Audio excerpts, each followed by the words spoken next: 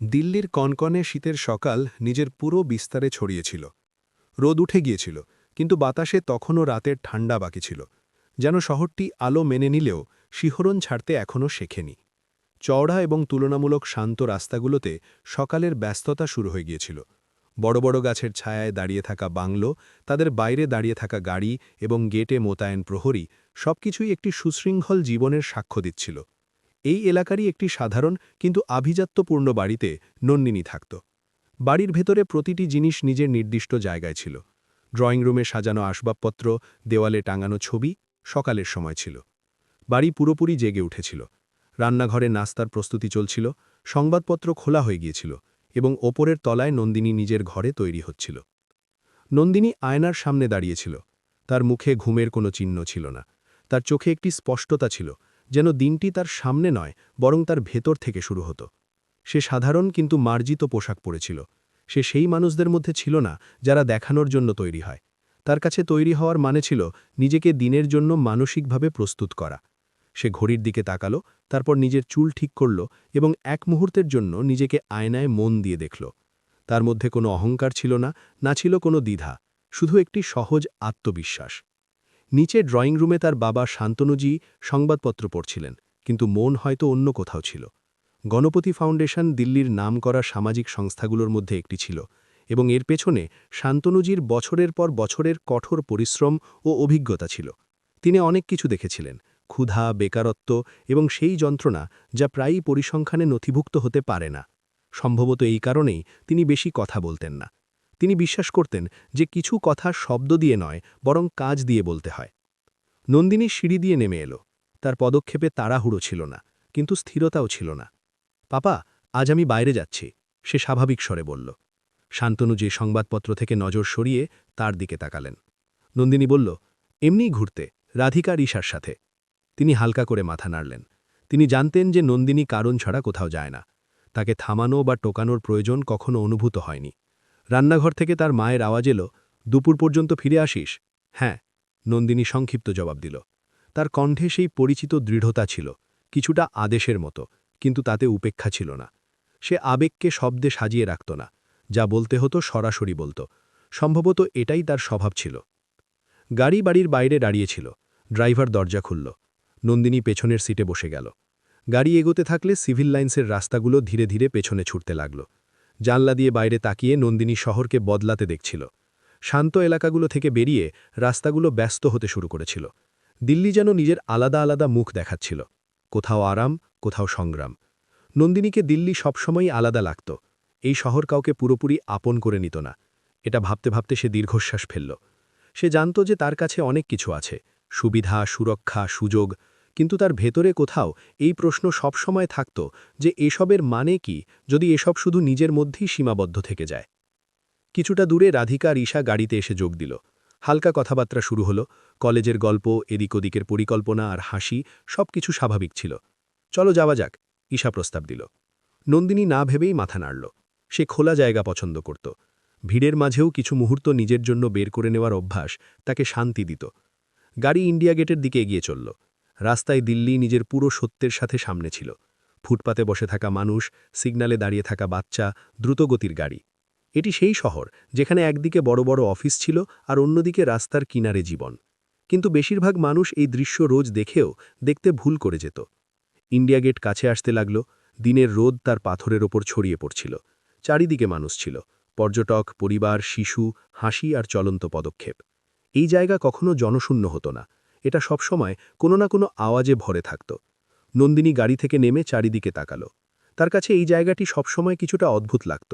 এখানে মানুষ শহীদদের স্মরণ করতে আসত, কিন্তু সেই একই জায়গায় সময় কাটাতেও আসত। সম্মান এবং সহজতা একে অপরের সাথে চলত। নন্দিনী হালকা ঠান্ডা হাওয়া অনুভব করল। এটি একটি সাধারণ সকাল ছিল, একটি সাধারণ ভ্রমণ। তার মনে কোনো বিশেষ পরিকল্পনা ছিল না, কিন্তু তার ভেতরে একটি অভ্যাস ছিল। যদি কিছু ভুল দেখে তাহলে সে তা উপেক্ষা করতে পারত না। সে নিজের বন্ধুদের সাথে ধীরে ধীরে সামনে এগোতে লাগল। রোদ এখন কিছুটা কড়া হয়ে গিয়েছিল। চলতে চলতে তার মনে সেই পুরনো প্রশ্ন আবার জাগল। সাহায্য আসলে কি? সেটা কি শুধু কাউকে কিছু দেওয়া, নাকি কারো পাশে দাঁড়ানোর সাহস? সেই প্রশ্ন বহুবার নিজেকে করেছিল, কিন্তু প্রতিবারই উত্তর অসম্পূর্ণ থেকে যেত। দুপুরের সময় ছিল। দিল্লির রোদ তীব্র ছিল না, কিন্তু পরিষ্কার ছিল। ইন্ডিয়া গেটের চারিপাশে মানুষের ব্যস্ততা ছিল। কেউ ছবি তোলাচ্ছিল, কেউ বাচ্চাদের হাত ধরে ঘুরছিল, কেউ বিদেশি গাইডের কথা শুনছিল।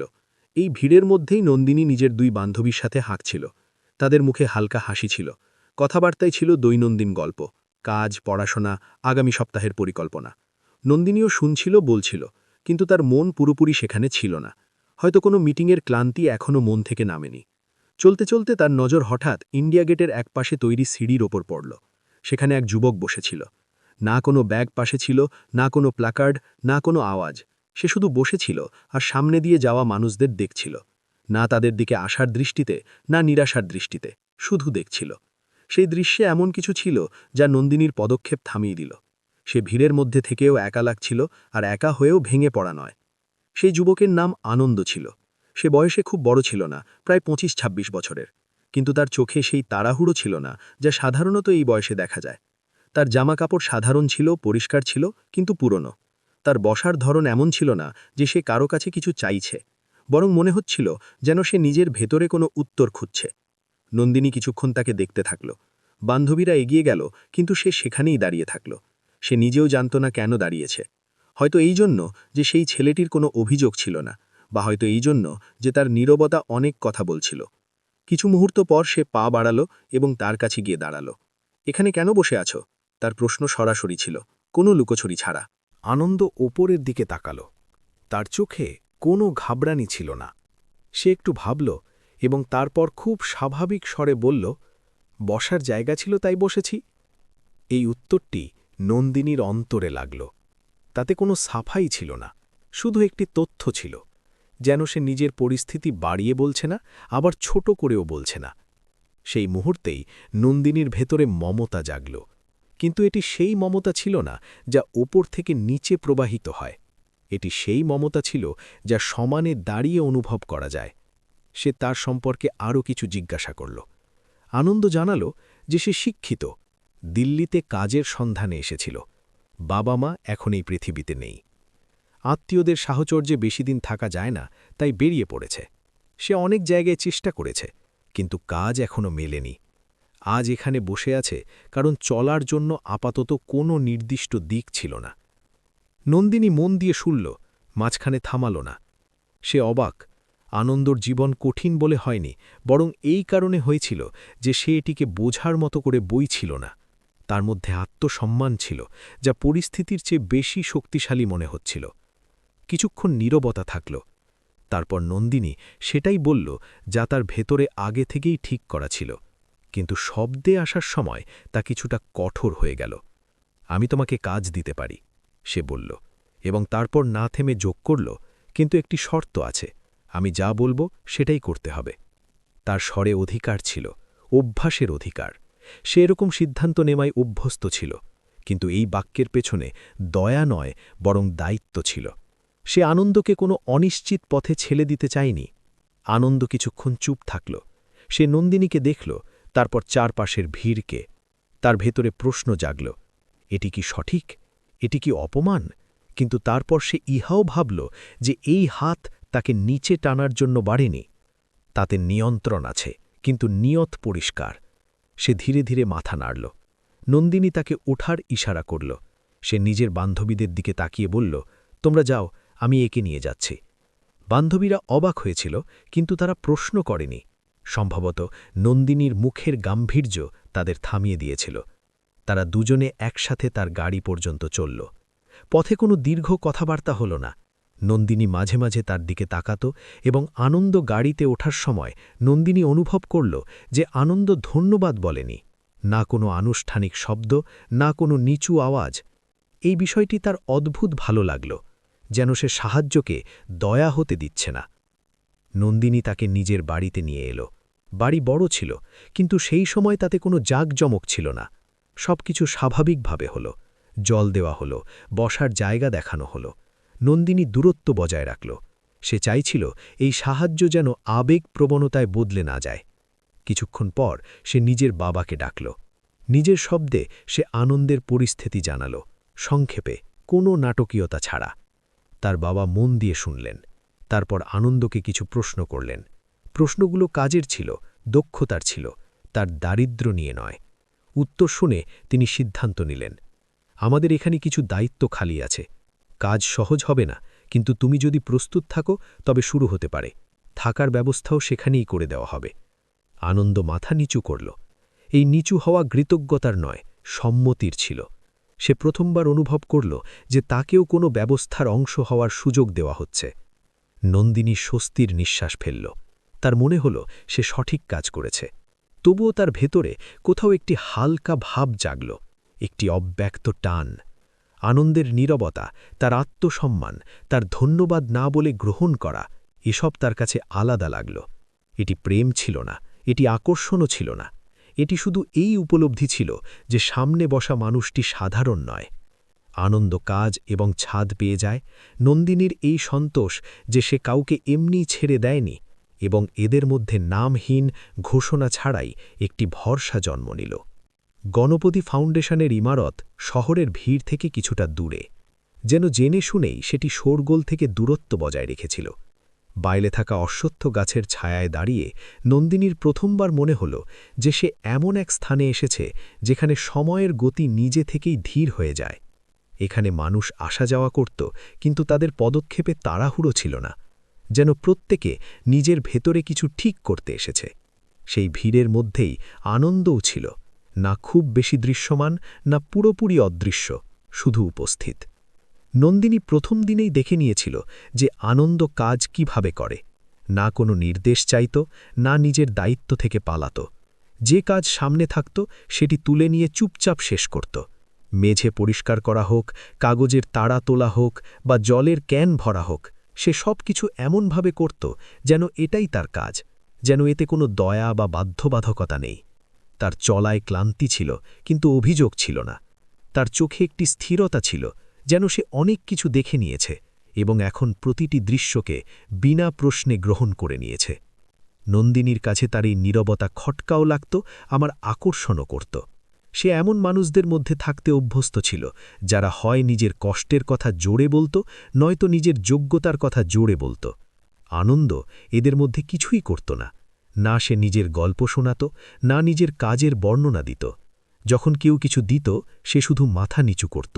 ধন্যবাদ শব্দটি তার ঠোঁট পর্যন্ত আসত না, কিন্তু তার চোখে এমন কিছু থাকত যা শব্দের চেয়ে বেশি পরিষ্কার, একটি গ্রহণ, একটি শান্ত কৃতজ্ঞতা, যাতে কোনো ধরনের দাবি ছিল না। ফাউন্ডেশনের ভেতরে কাজ করতে গিয়ে নন্দিনী অনেক মানুষকে দেখেছিল, কিছু ভেঙে পড়া মানুষ, কিছু রাগে ভরা, কিছু আশায় ভরা, কিন্তু আনন্দ আলাদা ছিল। সে কোনো বিভাগেই ফিট হতো না।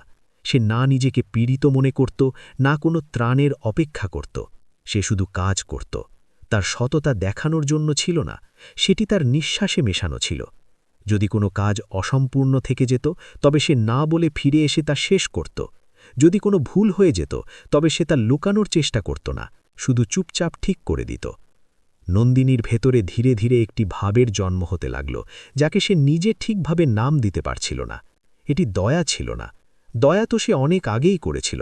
এটি অন্য কিছু ছিল, একটি সম্মান যা না চাইতেই জন্মাচ্ছিল। সে নিজেকে বলতে লাগল, এ শুধু দরিদ্র নয়, এ আলাদা। এই বাক্যটি তার মনে বহুবার প্রতিধ্বনিত হতো এবং প্রতিবার তার অর্থ কিছুটা গভীর হয়ে যেত। দিন কাটতে লাগল। গণপতি ফাউন্ডেশনের দৈনন্দিন জীবন নিজের ঢঙে চলতে লাগল। বাচ্চাদের হাসি, বৃদ্ধদের নিচু স্বরে কথা, কর্মীদের মিটিং, সবকিছু নিজের জায়গায় ছিল। আর এই সবের মধ্যে আনন্দ একটি স্থির বিন্দুর মতো ছিল। নন্দিনী অনুভব করল যে সে যখন ঘরে থাকত তখন বিশৃঙ্খলা নিজে থেকেই কমে যেত, যেন তার উপস্থিতি জিনিসগুলোকে ভারসাম্যপূর্ণ করে দিত। একদিন নন্দিনী তাকে ফাইলের একটি ভারী বান্ডিল তুলতে দেখল। সে তাকে আটকাতে চাইছিল, বলতে চাইছিল যে এই কাজ অন্য কাউকে দিয়ে দাও, কিন্তু সে কিছু বলার আগেই আনন্দ বান্ডিল তুলে সামনে এগিয়ে দিয়েছিল। তার মুখে এতটুকুনো নাটকীয়তা ছিল না, শুধু একটি সাধারণ ভাব, যেন এসবই স্বাভাবিক। সেই মুহূর্তেই নন্দিনীর মনে হল যে তাকে বারবার বাঁচানোর তার অভ্যাস হয়তো ভুল। আনন্দকে বাঁচানোর প্রয়োজন ছিল না, তাকে শুধু নিজের হওয়ার জায়গা দেওয়া দরকার ছিল। নন্দিনী ধীরে ধীরে নিজের ব্যবহারে বদল অনুভব করল।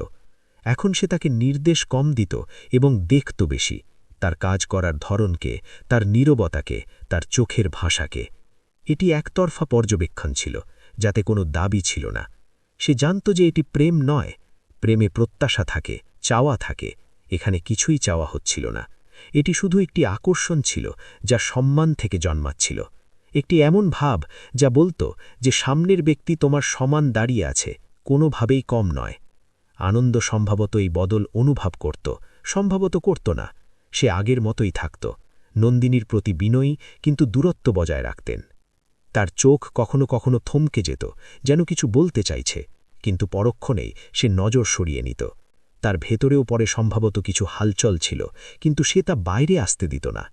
তার নীরবতা কোনো দেওয়াল ছিল না, বরং একটি শৃঙ্খলা ছিল, নিজেকে সামলে নেওয়ার উপায়। গণপতি ফাউন্ডেশন তার কাছে শুধু কাজের জায়গা ছিল না, এটি একটি পথ ছিল, একটি এমন পথ যেখানে তাকে প্রথমবার বিনা প্রশ্নে গ্রহণ করা হয়েছিল। নন্দিনীর জন্যেও এই জায়গাটি বদলাচ্ছিল।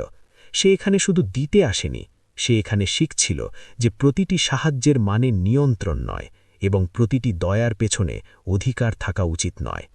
এক সন্ধ্যায় যখন ফাউন্ডেশন প্রায় খালি হয়ে গিয়েছিল, নন্দিনী দেখল যে আনন্দ শেষ ঘরের আলো নেভাচ্ছে। বাইরে অন্ধকার ঘনিয়ে এসেছিল, কিন্তু ভেতরে একটি অদ্ভুত শান্তি ছিল। সেই মুহূর্তে নন্দিনীর মনে হল যে কিছু শুরু হয়ে গেছে, খুব হালকা, খুব নাজুক। এটি প্রেম ছিল না, কিন্তু সম্ভবত প্রেমের জমি তৈরি হচ্ছিল, একটি বীজ যা এখন মাটির নিচে ছিল, দেখা যেত না, কিন্তু উপস্থিত ছিল। সে মনে মনে স্বীকার করল যে এই আকর্ষণ তাকে ভয়ও দেখায়, কারণ এটি কোনো অভাব থেকে জন্মায়নি, বরং একটি পূর্ণতার উপলব্ধি থেকে। গণপতি ফাউন্ডেশনে পথ শুধু আনন্দ পায়নি, নন্দিনীও পেয়েছিল, একটি নতুন দেখার দৃষ্টিভঙ্গি, একটি নতুন অনুভব করার ধরন।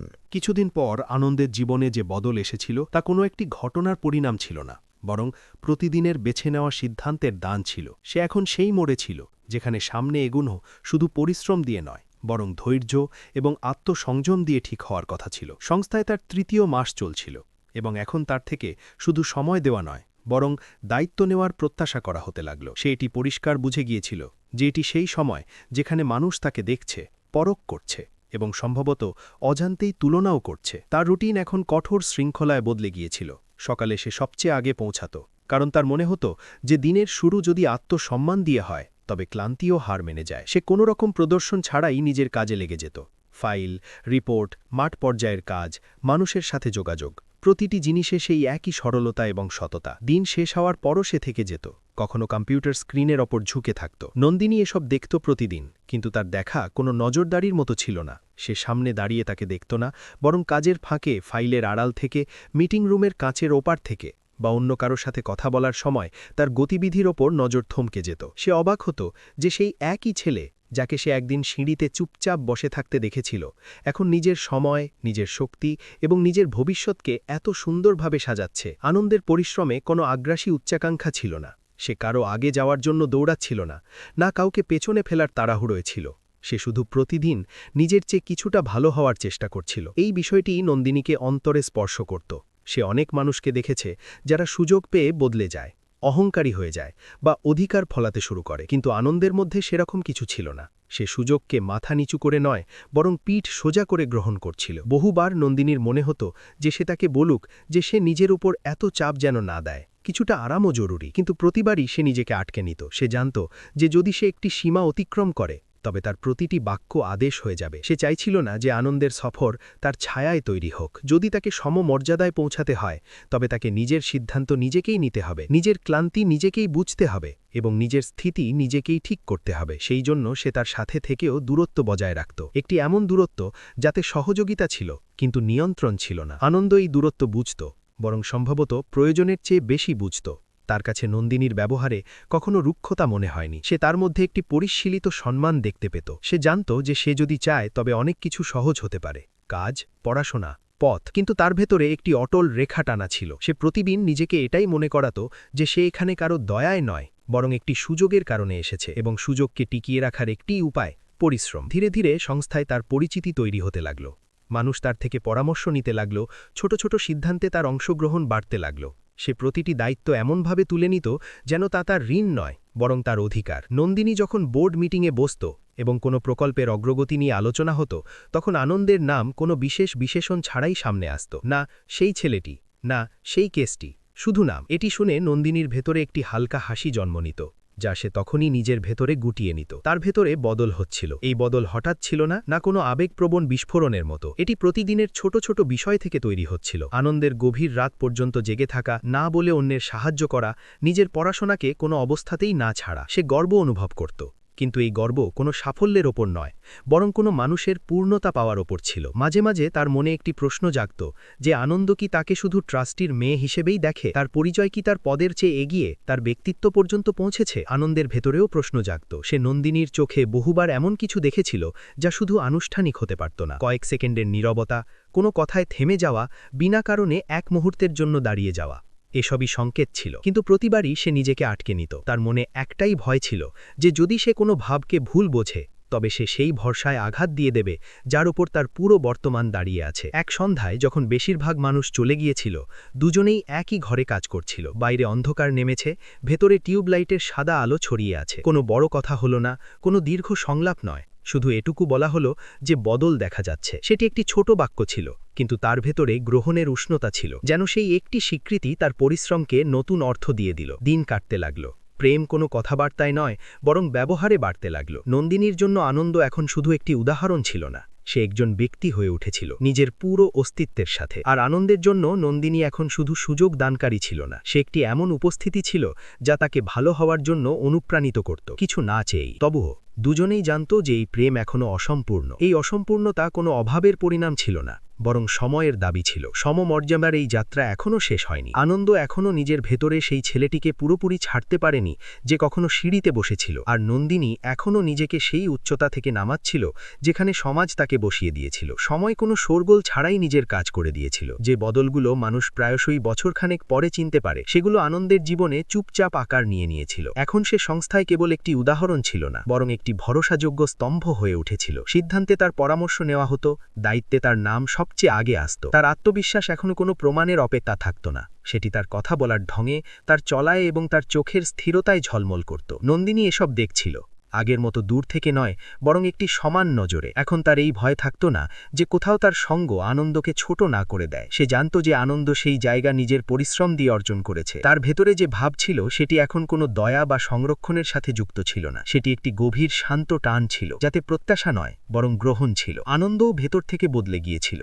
এখন যখন সে নন্দিনীর সামনে দাঁড়াত, তখন তার কাঁধে কোনো অদৃশ্য বোঝা থাকত না। সে নিজেকে কম মনে করত না, না কোনো উপকারের নিচে চাপা পড়া অনুভব করত। তবুও সে জানত যে কিছু সম্পর্ক শব্দ দিয়ে নয়, মর্যাদা দিয়ে বাঁচতে হয়। ভাব তার ভেতরে ছিল, সেটি স্পষ্ট ছিল, কিন্তু তেমনই স্পষ্ট ইহাও ছিল যে সেই ভাবকে নাম দেওয়া জরুরি নয়। সংস্থায় একদিন একটি ছোট সাফল্যের উদযাপন করা হলো। কোনো বড় মঞ্চ ছিল না, কোনো আনুষ্ঠানিক ভাষণ নয়, শুধু চা, কিছু মিষ্টি এবং একসাথে বসে কাটানো মুহূর্ত। নন্দিনী সেদিন অন্যরকম শান্তিতে ছিল।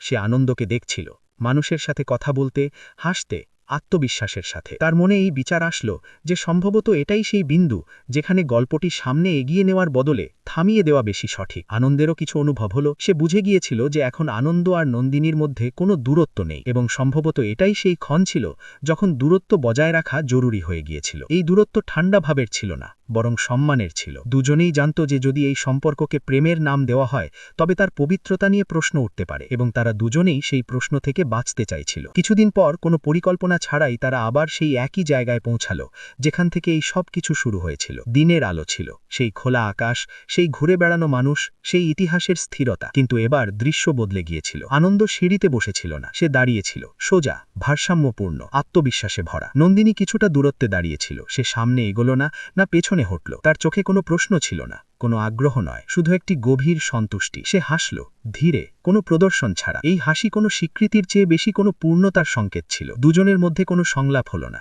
এবং সম্ভবত এটাই সবচেয়ে প্রঠিক সংলাপ ছিল। শব্দের প্রয়োজন তখন পড়ে যখন বোঝা অসম্পূর্ণ হয়। এখানে বোঝা পূর্ণ ছিল। আনন্দ নন্দিনীর দিকে তাকালো এবং মাথা হালকা নিচু করল। না ধন্যবাদ জানা নয়, না বিদায় জানা নয়, শুধু একটি গ্রহণে। তার মনে পড়ল সেই দিনের কথা যখন সে এখানেই বসেছিল, উপেক্ষিত এবং গুরুত্বহীন। আর আজ সেই একই জায়গায় দাঁড়িয়ে সে নিজেকে চিনতে পারছিল। এই পরিচয় কোনো পদ থেকে আসেনি, বরং আত্মসম্মান থেকে এসেছিল। নন্দিনী তাকে এই পরিচয় দেয়নি, সে শুধু পথ দেখিয়েছিল। চলা আনন্দ নিজে বেছে নিয়েছিল। নন্দিনীর ভেতরেও একটি হালকা খচখচানি ছিল, কিন্তু সেই খচখচানি যন্ত্রণার ছিল না। সে জানত যে কিছু সম্পর্ক যদি পূর্ণ নাও হয়, তবুও অসম্পূর্ণ বলা যায় না, তারা নিজেদের মধ্যেই সম্পূর্ণ হয়। এই সম্পর্কটিও সেরকমই ছিল, যেখানে প্রেম নিজেকে সম্মানের ভেতরে ঢেলে নিয়েছিল। মানুষ আশেপাশে দিয়ে যাচ্ছিল, কেউ খেয়াল করেনি যে দুটি জীবন নিজ নিজ গন্তব্যে দাঁড়িয়ে আছে কোনো ঘোষণা ছাড়া। এটাই এই গল্পের সত্য ছিল, কোনো প্রকাশ হলো না, কোনো অস্বীকার নয়, শুধু একটি মৌন সমঝোতা যে যা পাওয়া গেছে তা হারানো যাবে না। যদি এই গল্পটি আপনার হৃদয় স্পর্শ করে থাকে, তাহলে আমাদের চ্যানেল স্টোরি বাই AR কে লাইক, সাবস্ক্রাইব এবং শেয়ার নিশ্চয়ই করবেন। কমেন্টে আপনার এবং আপনার শহরের নাম লিখুন, যাতে আমরা জানতে পারি যে আমাদের গল্প কোথায় কোথায় হৃদয় স্পর্শ করছে। আবার দেখা হবে একটি নতুন আবেগপূর্ণ গল্পের সাথে। ততক্ষণ খুশি থাকুন, সুস্থ থাকুন এবং নিজের সম্পর্কগুলোকে সময় দিন।